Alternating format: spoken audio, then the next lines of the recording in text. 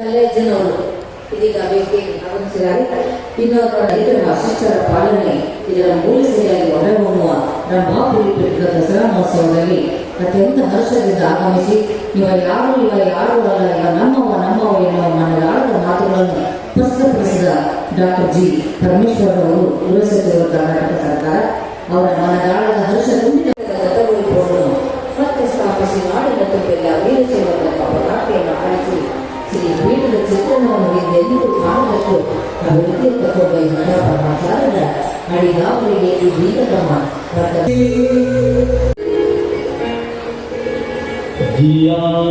ಶ್ರೀ ರೇಣುಕಾಚಾರ್ಯಃ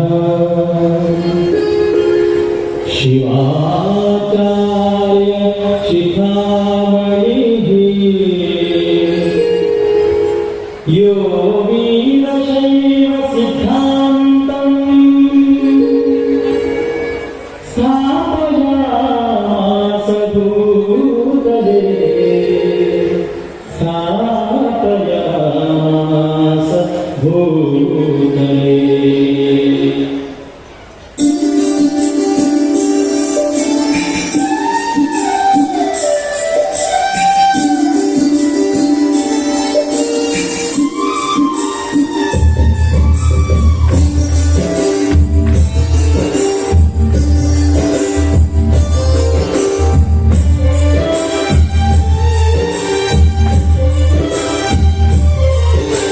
ಶ್ರೀ ಗುರು ರೇಣುಕ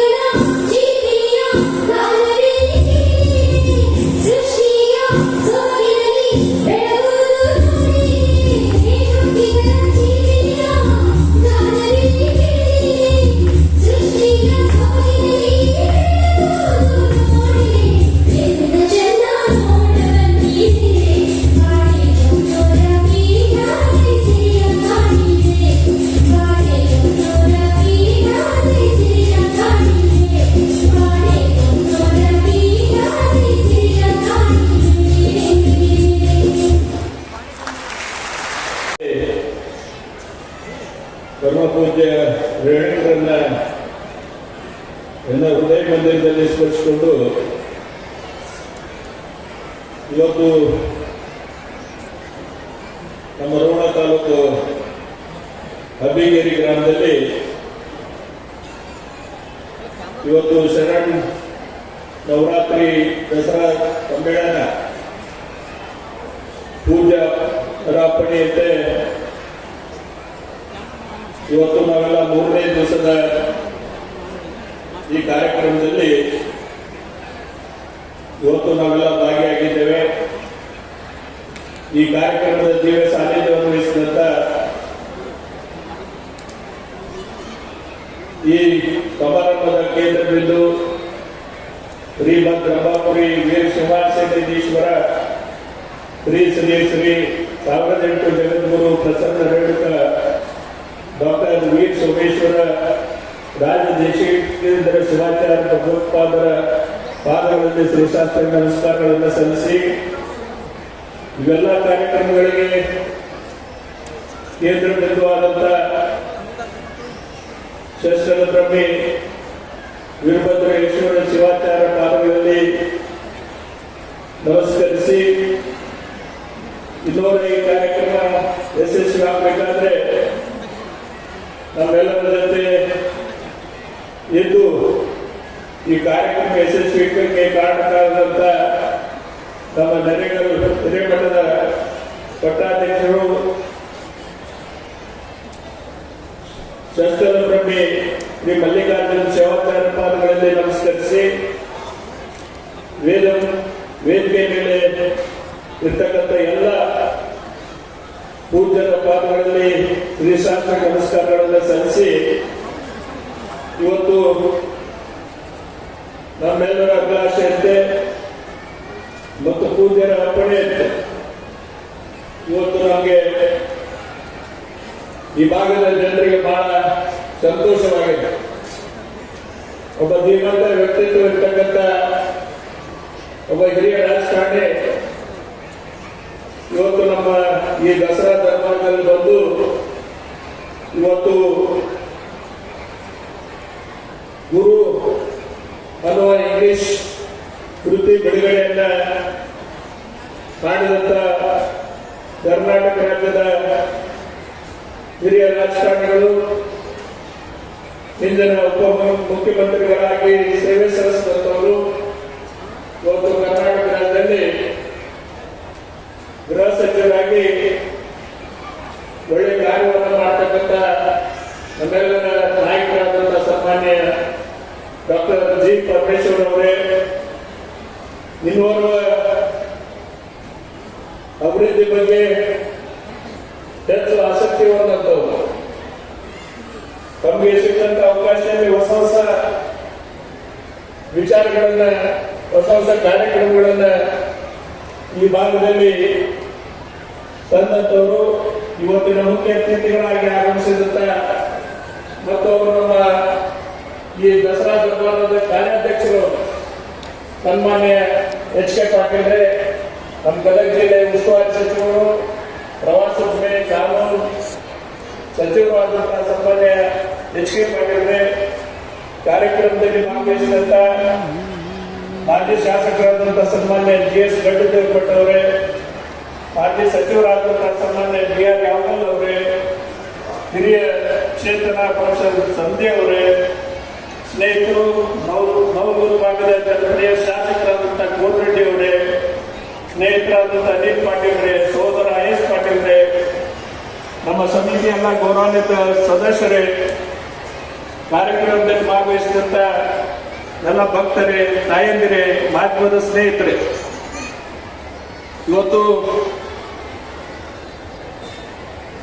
ಇವತ್ತೇನು ನಾವೆಲ್ಲ ಕಳೆದ ವರ್ಷ ಲಿಂಗಸೂರಿನಲ್ಲಿ ದಸರಾ ದರ್ಬಾರ್ ನಡೆದಾಗ ನಾವೆಲ್ಲ ಇಲ್ಲಿ ಅಡ್ಡಿಗಿರಿ ಮತ್ತು ಸುತ್ತಮುತ್ತಲ ಗ್ರಾಮದ ಭಕ್ತರು ನಾವೆಲ್ಲ ಲಿಂಗಸೂರಿಗೆ ಹೋಗಿದ್ವಿ. ಎದಕ್ಕೆ ಹೋಗಿದ್ವಿ? ಲಿಂಗೈಕ್ಯ ಶಸ್ತ್ರ ಬ್ರಹ್ಮಿ ಸೋಮಶೇಖರ ಶಿವಾಚಾರ್ಯ ಒಂದು ಸಂಕಲ್ಪ ನಾವು ಏನಾದರೂ ಮಾಡಿ ಜಗದ್ಗುರುಗಳ ಒಂದು ದಸರಾ ದರ್ಬಾರವನ್ನ ನಂದಿಗೇರಿ ಗ್ರಾಮದಲ್ಲಿ ಮಾಡಬೇಕು ಅನ್ನೋ ಒಂದು ಸಂಕಲ್ಪವನ್ನ ಇಟ್ಕೊಂಡದ್ದು.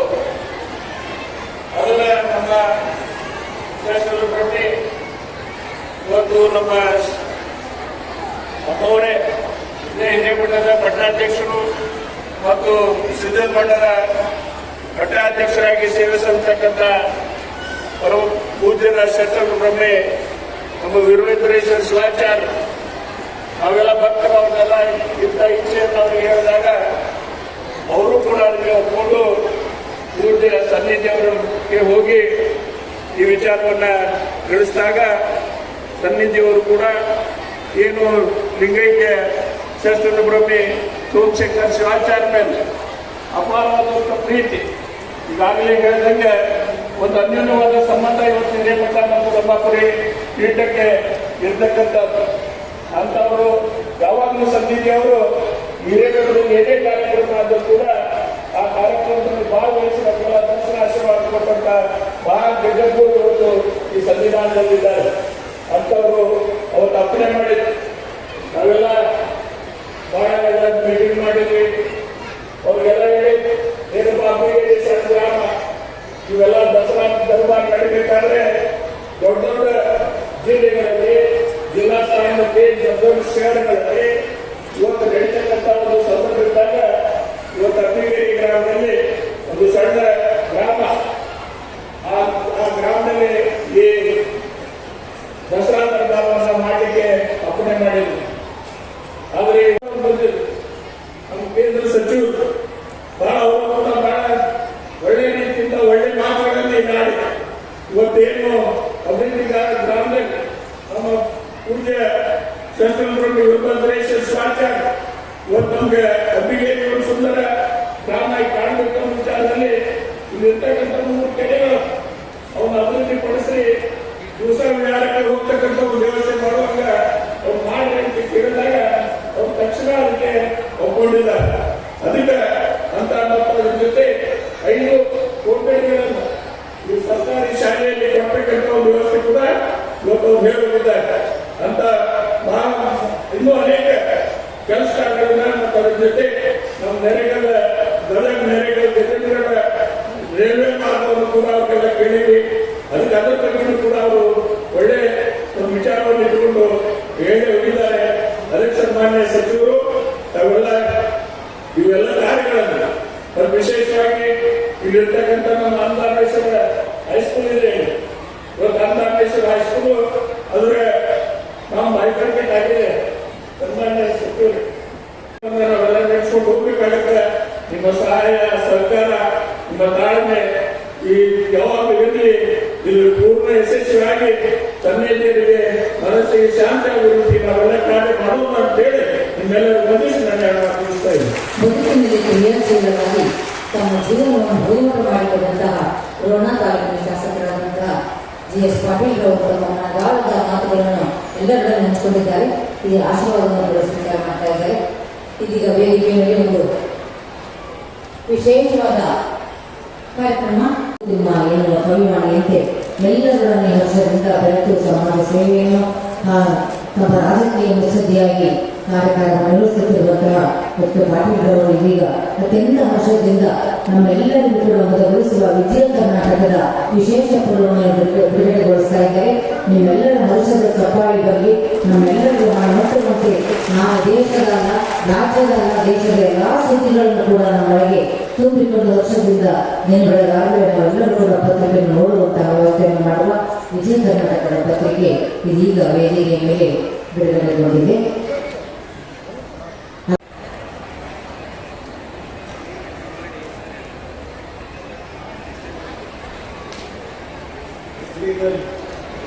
ರಂಭಾಪುರಿ ಜಗದ್ಗುರುರವರ ಶರನ್ನವರಾತ್ರಿ ದಸರಾ ಧರ್ಮ ಸಮ್ಮೇಳನದ ದಿವ್ಯ ಸಾನ್ನಿಧ್ಯವನ್ನು ದಯಪಾಲಿಸಿರ್ತಕ್ಕಂಥ ಶ್ರೀಮದ್ ರಂಭಾಪುರಿ ವೀರಸಿಂಹಾಸನಾಧೀಶ್ವರ ಶ್ರೀ ಶ್ರೀ ಪೂಜ್ಯ ಜಗದ್ಗುರು ಪ್ರಸನ್ನರಂತ ಡಾಕ್ಟರ್ ವೀರನಿಷ್ಠ ವೀರ ಸೋಮೇಶ್ವರ ರಾಜದೇಶಿ ಕೇಂದ್ರ ಶಿವಾಚಾರ್ಯ ಬಾಬು ಸಾಗರು ಅವರ ಅಡಿದಾವರಿಯಲ್ಲಿ ಕೊಡಮಟ್ಟು ಈ ಕಾರ್ಯಕ್ರಮದ ನೇತೃತ್ವವನ್ನು ವಹಿಸಿರ್ತಕ್ಕಂಥ ಮುಗಲ್ಕೋಟದ ಮುರುಘರಾಜೇಂದ್ರ ಸ್ವಾಮಿಗಳಿಗೆ ವಂದಿಸಿ ಸಮೂಹವನ್ನು ನೀಡಿರ್ತಕ್ಕಂಥ ನಮ್ಮವರೇ ಆಗಿರ್ತಕ್ಕಂಥ ಪೂಜ್ಯರಾದ ವೀರೇಶ್ವರ ಪುಣ್ಯಾಶ್ರಮದ ಪೀಠಾಧ್ಯಕ್ಷರಾಗಿರ್ತಕ್ಕಂಥ ಪೂಜ್ಯ ಕಲ್ಲಯ್ಯನವರೇ, ಇವತ್ತು ನಮ್ಮ ರಾಜ್ಯದಲ್ಲಿ ವಿಶೇಷವಾಗಿ ಹೆಚ್ಚು ಜನಪ್ರಿಯವಾಗಿರ್ತಕ್ಕಂಥದ್ದು. ಬಂಧುಗಳೇ, ಮೊನ್ನೆ ಪರಮೇಶ್ವರವರು ಪ್ರಸ್ತಾಪ ಮಾಡಿದರು,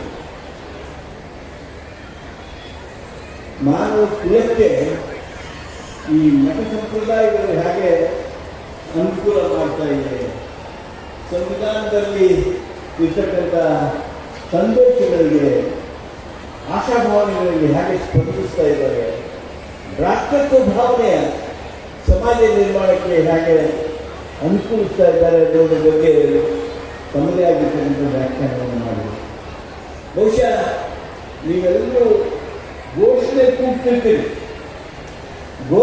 ಕೂಗ್ತಿರ್ತೀರಿ, ಆದರೆ ಅದು ಪೂರ್ಣ ಅರ್ಥನೆ ಮಾಡ್ಕೊಳ್ತಿಲ್ಲ. ಈ ರಂಭಾಪುರಿ ಪೀಠ, ಈ ಬಾಳೆಹೊನ್ನೂರಿನ ಪೀಠ ಯಾವುದಕ್ಕೆ ಬಹಳ ಪ್ರಸಿದ್ಧಿ ಹಾಗೂ ಆದರ್ಶ ಆಗಿದೆ. ನೀವು ಯಾವಾಗಲೂ ನಮ್ಮ ಧರ್ಮಕ್ಕೆ ಜಯವಾಗಲಿ, ಲಿಂಗಾಯತ ಧರ್ಮಕ್ಕೆ ಜಯವಾಗಲಿ, ವೀರಶೈವ ಧರ್ಮಕ್ಕೆ ಜಯವಾಗಲಿ, ಹಿಂದೂ ಧರ್ಮಕ್ಕೆ ಜಯವಾಗಲಿ, ಮತ್ತೊಂದು ಧರ್ಮಕ್ಕೆ ಜಯವಾಗಲಿ ಅಂತ ಎಂದೂ ಅಂದವರು ಅಲ್ಲ. ನೀವು ಅಂದಿದ್ದು ಮಾನವ ಧರ್ಮಕ್ಕೆ ಜಯವಾಗಲಿ, ಮಾನವ ಧರ್ಮಕ್ಕೆ ಜಯವಾಗಲಿ. ಧರ್ಮದಿಂದಲೇ ವಿಶ್ವಕ್ಕೆ ಶಾಂತಿ. ನೋಡಿ, ನಿಮ್ಮ ಲಕ್ಷ್ಯ ಅಬ್ಬಿಗೇರಿ ಅಲ್ಲ, ಕರ್ನಾಟಕ ಅಲ್ಲ, ನಿಮ್ಮ ಮಠ ಎಲ್ಲೆಲ್ಲದವು ಆ ಮಠಗಳ ಪ್ರದೇಶ ಅಲ್ಲ, ನಿಮ್ಮ ದೇಶ ಮಾತ್ರವಲ್ಲ, ಜಗತ್ತಿಗೆ ವಿಶ್ವಕ್ಕೆ ಶಾಂತಿ.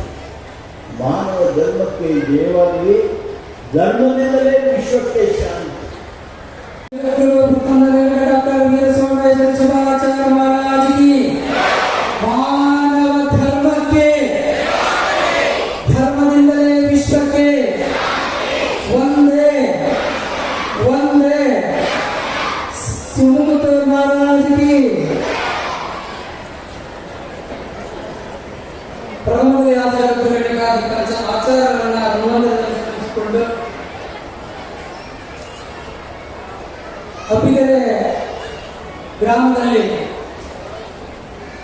ಸುಮಾರು 33ನೇ ದಸರಾ ಧರ್ಮ ಸಮ್ಮೇಳನ ಹಾಗೂ ಬೆಳಗ್ಗೆಯ ಇಷ್ಟಲಿಂಗ ಮಹಾಪೂಜೆಯ ಈಗ ಸಾನ್ನಿಧ್ಯವನ್ನು ವಹಿಸಿರುವಂತಹ ಪರಮ ತಪಸ್ವಿಗಳು, ಪರಮ ಪೂಜ್ಯರು, ತ್ರಿಕಾಲ ವಂದನೀಯರು, ಶ್ರೀಮದ್ ರಂಭಾಪುರಿ ವೀರಸಿಂಹಾಸನಾಧೀಶ್ವರ ಶ್ರೀ ಶ್ರೀ ಸಾವಿರದ ಜಗದ್ಗುರು ಪ್ರಸನ್ನರೇಣಕ ಡಾಕ್ಟರ್ ವೀರಸೋಮೇಶ್ವರ ರಾಜದೇಶಿಕರಿಂದ ಶಿವ ಆಚಾರ್ಯರೆಲ್ಲ ಭಗವತ್ಪಾದರನ್ನ ವೃಂದಗಳಲ್ಲಿ ಸ್ಮರಿಸಿಕೊಂಡು ಅನಂತ ಕೋಟಿ ಪ್ರಣಾಮಗಳನ್ನು ಸಮರ್ಪಿಸುತ್ತಾ, ಹಾಗೆಯೇ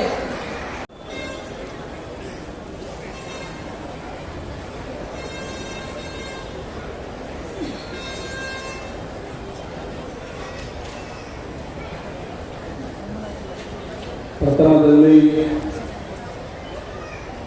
ಶ್ರೀಮದ್ ರಂಭಾಪುರಿ ವೀರ ಶ್ರೀನಿವಾಸನಾಥೇಶ್ವರ ಶ್ರೀ ಶ್ರೀ 1008 ಜಗದ್ಗುರು ಪ್ರಸನ್ನ ರೇಣುಕ ಡಾಕ್ಟರ್ ವೀರ ಸೋಮೇಶ್ವರ ರಾಜದೇಶಿ ಕೇಂದ್ರ ಭಗವತ್ಪಾದರವರ ಅಡಿದಾರಗಳಲ್ಲಿ ಅನಂತ ಕೋಟಿ ಪ್ರಣಾಮಗಳನ್ನು ಸಮರ್ಪಣೆ ಮಾಡಿ, ಶರನ್ನವರಾತ್ರಿ ದಸರಾ ಸಮ್ಮೇಳನದ ಗೌರವಾಧ್ಯಕ್ಷರಾಗಿರುವ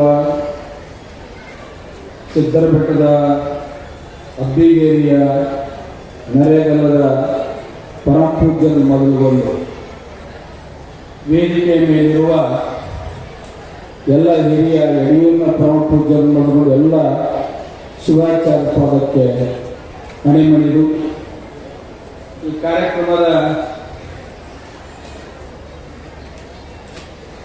ಗೌರವಾಧ್ಯಕ್ಷರಾದಂಥ ಕಾರ್ಯಾಧ್ಯಕ್ಷರಾದಂಥ ಸ್ವಾಗತ ಸಮಿತಿಯ ಶಾಸಕರಾದಂಥ GS ಪಾಟೀಲ್ ಮೊದಲುಗೊಂಡು ವೇದಿಕೆ ಮೇಲಿರುವ ಗಣ್ಯ ಧುರೀಣರೇ, ಮಾಧ್ಯಮ ಮಿತ್ರದವರೇ, ತಾಯಂದಿರೇ ಹಾಗೂ ಮುದ್ದು ಮಕ್ಕಳೇ, ಈಗಾಗಲೇ ಸಮಯ ಬಹಳ ಆಗಿರುವುದರಿಂದ ದೊಡ್ಡವರಾಗಿ ಒಂದು ಮಾತನ್ನು ಬರೀತಾನೆ. ತುಸು ಮಾತನಾಡಿದರೆ ನುಡಿ ನಮನ, ಜಾಸ್ತಿ ಮಾತನಾಡಿದರೆ ನಡಿ ನಮನ. ಹೀಗಾಗಿ ನನ್ನ ನುಡಿ ನಮನ ನಡಿ ನಮನ ಆಗದ ರೀತಿಯಲ್ಲಿ ನಾನು ಮಾತನಾಡಬೇಕಾಗಿದೆ. ಶ್ರೀಮದ್ ರಂಭಾಪುರಿ ಜಗದ್ಗುರುಗಳವರ ದಸರಾ ಸಮ್ಮೇಳನ ಇದು ಚಲಿಸುವ, ದೇವರನ್ನು ಒಲಿಸುವ, ಜನರಿಗೆ ತಿಳಿಸುವ ದಸರಾ ಸಮ್ಮೇಳನ ಕರ್ನಾಟಕದಲ್ಲಿ ಯಾರಾದರೂ ನಡೆದಿದೆ ಶ್ರೀಮದ್ ರಂಭಾಪುರಿ ಜಗದ್ಗುರು ಮಹಾಸಮಿತಿಯ ದಸರಾ ಸಮ್ಮೇಳನ ಅನ್ನೋದನ್ನು ನಾವು ಎಲ್ಲರೂ ಮಾಡ್ತೇವೆ. ನನಗೆ ಈ ಊರನ್ನ ಈ ಕಾರ್ಯಕ್ರಮವನ್ನು ನೋಡಿದಾಗ ನನಗೆ ಮಾಗಡಿ ತಾಲೂಕಿನ ಕಲ್ಯಾಣ ನಂಬಿಯಮ್ಮ ಅಂತ ಶರಣೆ, ಆಕೆ 63 ಲಕ್ಷ ಕೇಳಕತ್ತೀರ, ಕೈ ಎತ್ತಿ ಯಾರು 4 ಲಕ್ಷ ಮಾಡ್ತಾರೆ ಅಡ್ಡಿಲ್ಲ, ಅಷ್ಟು ಚೆನ್ನಾಗಿ ಕೇಳ್ತೇವೆ. ನಂಬಿಯಮ್ಮ ಅಂತ ಹೇಳಿ ಶರಣೆ, ಆಕೆ 63 ಶೀಲಗಳನ್ನು ಆಚರಣೆ ಮಾಡ್ತಾರೆ. ಬಾವಿ ನೀರು ತರಬೇಕಂದ್ರೆ ಹಗ್ಗ ನೀರಾಗೆತ್ತಿ ಕೊಡ ತೊಳೆದು ನೀರು ಜಗ್ಗಿ ನೆಲದ ಮೇಲೆ ಕೊಡ ಇರ್ಬೇಕಂದ್ರೆ ಅಲ್ಲಿ ನೀರು ಹಾಕಿ, ರಂಗೋಲಿ ಹಾಕಿ, ಅರಿವಿ ಹಾಕಿ, ಹೂವ ಪತ್ರಿ ಇಟ್ಟು ಹೀಗೆ ದಿನನಿತ್ಯ ಆಚರಣೆಯನ್ನು ಮಾಡ್ತಾರೆ. ಈಗ 50 ವರ್ಷ ಆಚರಣೆ ಮಾಡ್ತಾರೆ. ಇದ್ದಕ್ಕಿದ್ದ ಹಾಗೆ ಒಂದು ದಿನ ಹಗ್ಗವನ್ನು ತೊಳೆಯಲಿಲ್ಲ, ಕೊಡವನ್ನು ತೊಳೆಯಲಿಲ್ಲ, ನೀರು ಜಗ್ತಾಳೆ, ನೆಲದ ಮೇಲೆ ಇರ್ತಾಳೆ, ಹೂವನ್ನು ನೆಲದ ಮೇಲೆ ಇರ್ತಾಳೆ, ತಾಯಿಯೂ ನೆಲದ ಮೇಲೆ ಇರ್ತಾಳೆ. ಅಲ್ಲಿರುವ ಜನ ಕೇಳ್ತಾರೆ ನಂಬಿಯನ್ನು ಶರಣ. ಅಲ್ಲ, 50 ವರ್ಷ ಆಚರಣೆ ಮಾಡುವಂತ ಆಚಾರವನ್ನ ಇವತ್ತು ಬಿಟ್ಟು ಬಿಟ್ಟೇನು ನೀನು? ಇಲ್ಲ, ಇವತ್ತು ಬಿಟ್ಟಿಲ್ಲ, ಅದು ಬಿಡಬೇಕಾಗಿಲ್ಲ. ಕಾರಣ ಏನು ಅಂದಾಗ ಹೇಳ್ತಾರೆ, ಆಕೆ ಹೇಳ್ತಾರೆ, ನಿಮ್ಮೂರಿನ ನೆಲ ನಿನ್ನೆಯ ನೆಲವೇ ಬೇರೆ, ಇವತ್ತಿನ ನೆಲ. ನಿಮ್ಮೂರಿನ ಪುರ ಹಿಂದಿನ ಊರೇ ಬೇರೆ, ಇವತ್ತಿನ ಊರೇ ಬೇರೆ. ಯಾಕೆ ಅಂತ ಕೇಳಿದ್ರು, ನಿಮ್ಮ ನೆಲ ಪಾವನವಾಗಿ, ನಿಮ್ಮ ಪುರ ಕೈಲಾಸವಾಗಿ, ನಿಮ್ಮ ನಿಲಯ ಆಲಯಗಳು ಶಿವಾಲಯಗಳಾಗಿದ್ದಾವೆ. ನಿಮ್ಮೂರು ಅವಿಮುಕ್ತ ಕ್ಷೇತ್ರ.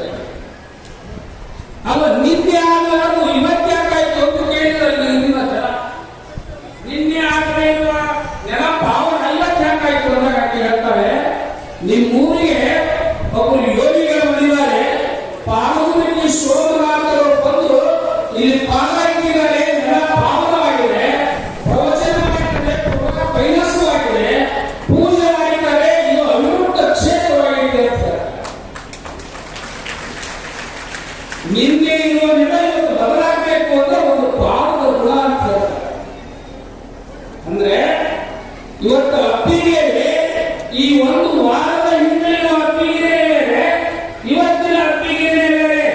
ಇಲ್ಲಿ ಯಾವ ಸೋಮನಾಥರು ಬಂದಿದ್ದಾರೆ ಅಂದ್ರೆ ಅಲ್ಲಿ ಪಾಲ್ಗುಣಿ ಸೋಮನಾಥರು ಬಂದ್ರೆ ಇಲ್ಲಿ ಶ್ರೀಮದ್ ರಂಭಾಪುರಿ ವೀರ ಸೋಮೇಶ್ವರ ಭಗವಂತರು ಪಾಲನೆಲ್ಲ ಪಾವನಿಸಿದ್ದಾರೆ, ಪೂಜೆ ಮಾಡಿ ಊರನ್ನ ಕೈಲಾಸ ಮಾಡಿದ್ದಾರೆ, ಆಶೀರ್ವಾದ ನೀಡಿ ಅವಿಮುಕ್ತ ಕ್ಷೇತ್ರ ಮಾಡಿರ್ತಕ್ಕಂಥ ಊರು ಯಾವುದು ಅಂದ್ರೆ ಅದು ಅಪ್ಪಿಗೇರಿ ಅನ್ನೋದನ್ನ ನಾವು ಬಹಳ ಹೆಮ್ಮೆಯಿಂದ ನೆನಪಿಸ್ಕೊಳ್ಬೇಕು.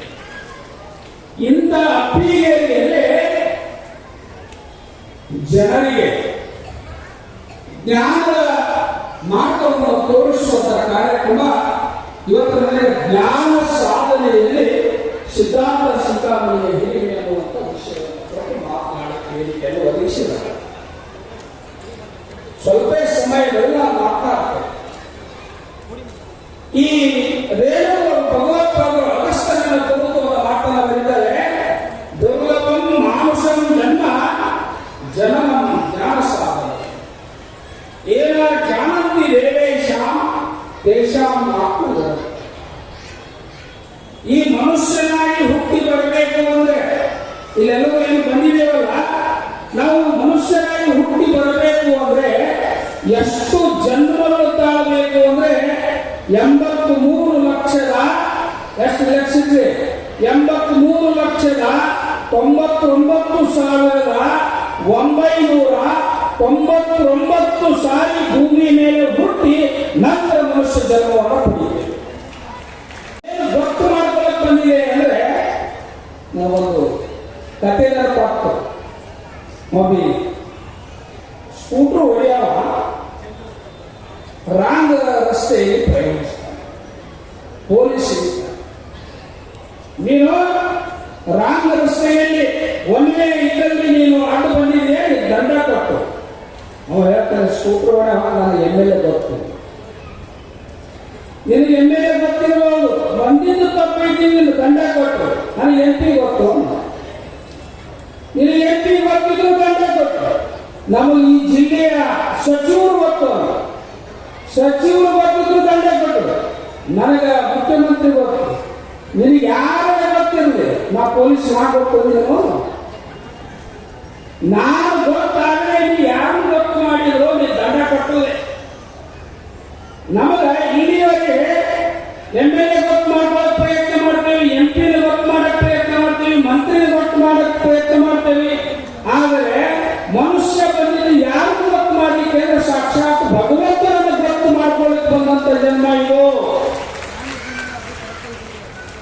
ಭಗವಂತನನ್ನ ಗುರುತು ಮಾಡ್ಕೋಬೇಕು, ಗೊತ್ತು ಹಿಡಿಬೇಕು ಅಂದ್ರೆ, ತಿಳ್ಕೋಬೇಕು ಅಂದ್ರೆ ಕೇವಲ ಸ್ನಾನ ಮಾಡಿದ ಭಗವಂತನ ಕರ್ತವ್ಯ.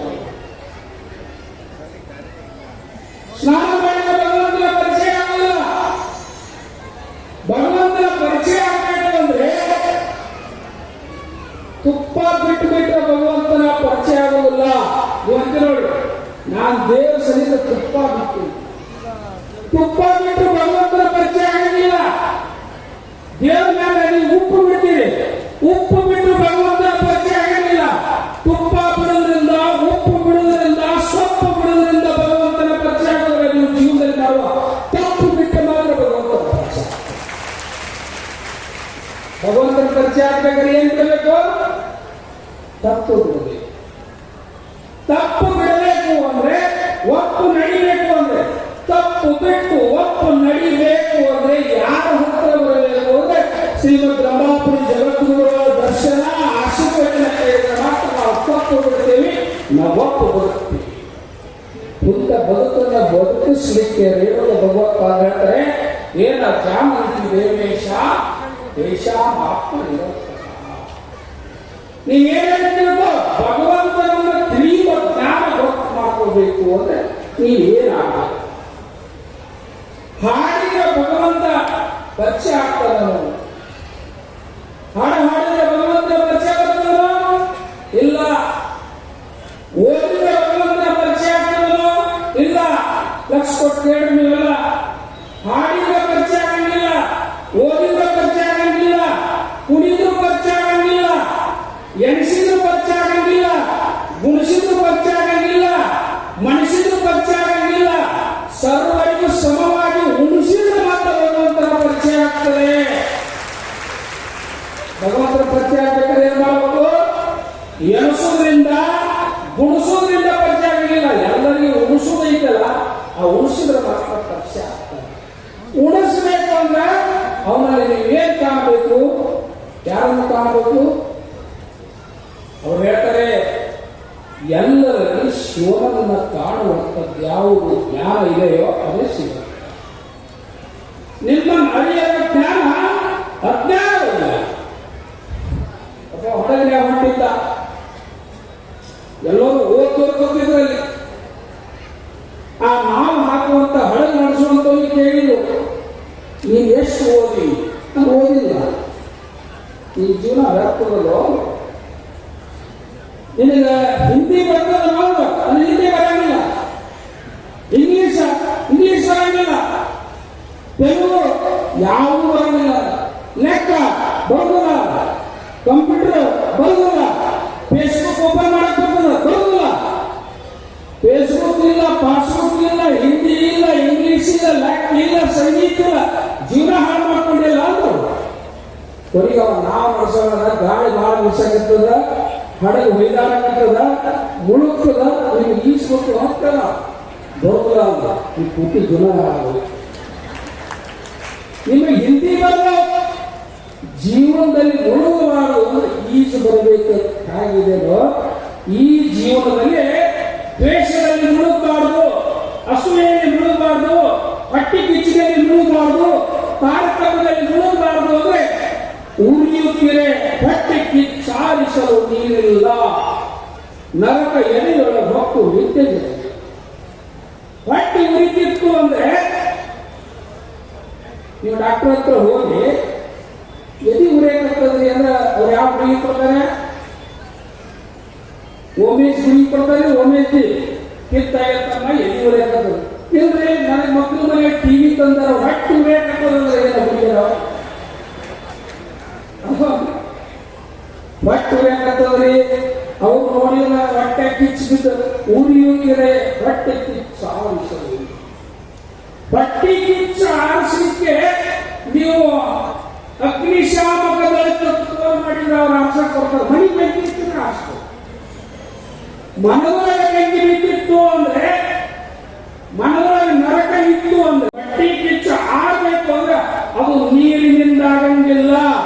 ಯಾವುದರಿಂದ ಆಗ್ತದೆ ಅಂದ್ರೆ ಗುರು ಉಪದೇಶವು, ನಿರಶ್ಯತೆ ಗುರು ಬೋಧ, ಜ್ಞಾನಶಕ್ತಿ, ಪ್ರಕಾಶಕ್ತಿ. ಭಗವತ್ನಾಥ್ ಹೇಳ್ತಾರೆ, ನಿರಶ್ಯತೆ ಗುರು ಬೋಧ, ಜ್ಞಾನಶಕ್ತಿ, ಪ್ರಕಾಶತೆ. ಹೊಟ್ಟಿ ಕಿಚ್ಚು ಹೋಗಬೇಕು ಅಂದ್ರೆ ನೀರಿಗಿಂತಲೂ ತಿರುವಾಗಿರುವಂತಹದ್ದು ಯಾವ ಜಗತ್ತದಲ್ಲಿ ಅಂದ್ರೆ ಜ್ಞಾನ. ಅದು ಗುರು ವಾಣಿಯ ಮುಖಾಂತರ ಹೊಟ್ಟಿ ಕಿಚ್ಚು ಹೋಗ್ತದೆ ಹೊರತು ಜಗತ್ತಿನಲ್ಲಿ ಯಾವುದೂ ಹೊಟ್ಟೆ ಕಿಚ್ಚು.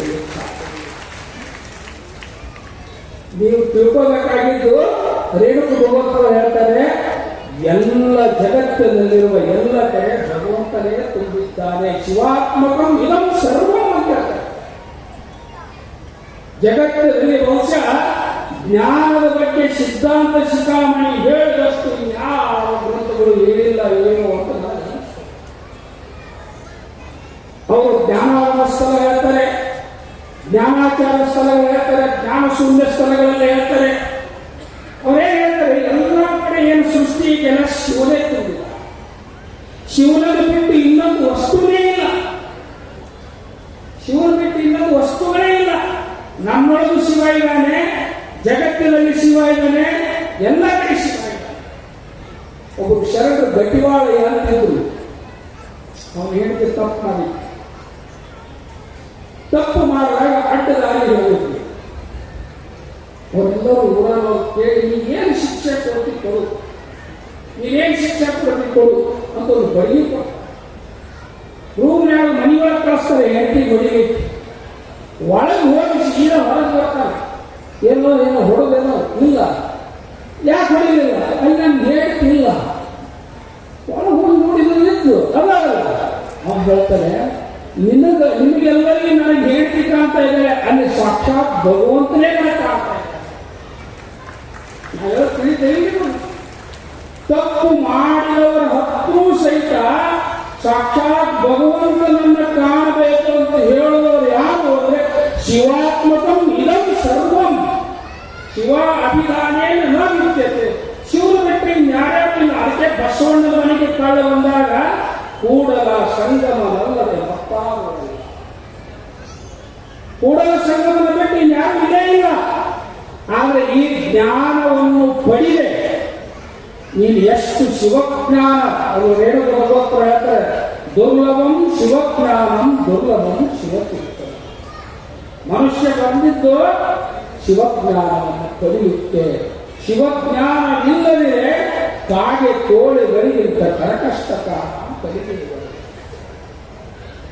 ಅದಕ್ಕೆ ನೀವು ಶಿವಜ್ಞಾನ ಇಲ್ಲದೆ ಪೂಜೆ ಮಾಡಿದ್ರೆ ಆಗ್ತಿಲ್ಲ, ಶಿವಜ್ಞಾನ ಇಲ್ಲದೆ ನೀವು ಪುಸ್ತಕ ಓದಿದ್ರೆ ಅರ್ಥ ಇಲ್ಲ. ಶಿವಜ್ಞಾನವನ್ನು ಪಡೆದಂದ್ರೆ ಅರ್ಥ ಏನು?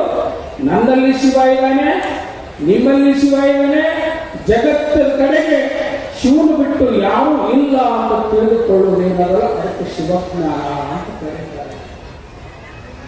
ಇದು ಆ ಶಿವಜ್ಞಾನ ಅನ್ನೋದು ತಿಳಿಬೇಕು ಅಂದ್ರೆ ನಮಗೆ ಯಾರು ಬೋಧೆ ಬೇಕು ಅಂದ್ರೆ ಗುರು ಬೋಧೆ. ಅವ್ರು ಹೇಳ್ತಾರೆ ಬೋಧ ರೂಪ ನಿರಂಕುಶ.